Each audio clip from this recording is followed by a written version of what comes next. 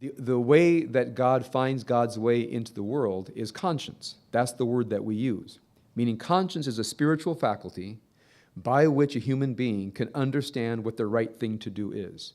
Now, you don't have to believe in God to use your conscience. Many people who are atheists, completely secular, use their conscience all the time.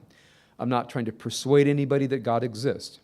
I'm really speaking to those who do believe that God exists, just don't understand how it could be that God exists and there's evil in the world. So from my perspective, it can only be that God has no power outside the human being. And now that, let's say we've gotten that far, those who are along with me, ask ourselves, well, how does it happen? The word is conscience.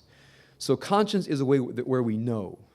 Okay, you might say it has an epistemological dimension, the knowledge of the divine.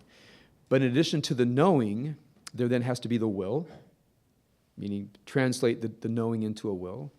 There clearly has to be some kind of skill involved, because I think knowing, having a sense that there is the good and there is the right thing to do is very far from knowing what the good is and knowing what the right thing to do is. And then having the actual discipline and will to exert it into the world, and the courage and steadfastness to live that way in the face of resistance out in the world, and certainly internal resistance. So for myself, I've come down, in a way, to one of the hearts of the problem of the human condition. And that is, we know we could be different. We know the world could be different. The fact that you know the world could be different means you have a conscience. The fact that you know that you could be different means that you have a conscience. The question is, how do you translate that intuitive knowledge of the conscience into actions that you can sustain, both in transforming yourself, your immediate communities around you, families, small communities, workplaces, etc., even a larger sense of social ethics.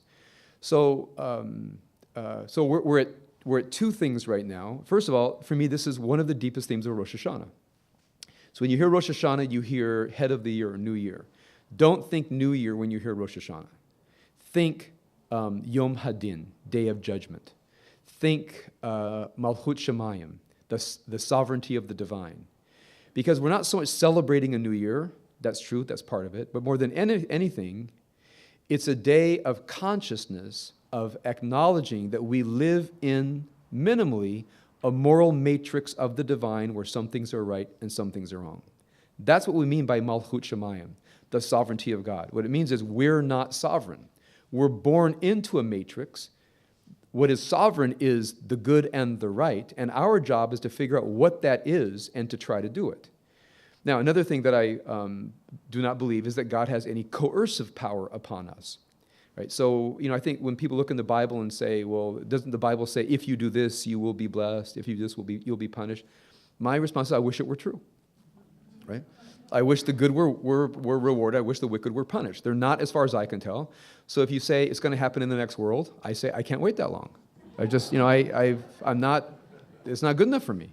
I hope that's true. I hope in the next world, I'll take my stripes. If I deserve some punishment, as long as everybody else gets theirs, I'm going to be really happy about that. But that doesn't satisfy me. Just not, So I think because we are such a this worldly religion, the idea that things get worked out in another realm does not give me any solace. I get a little bit of solace, but not much.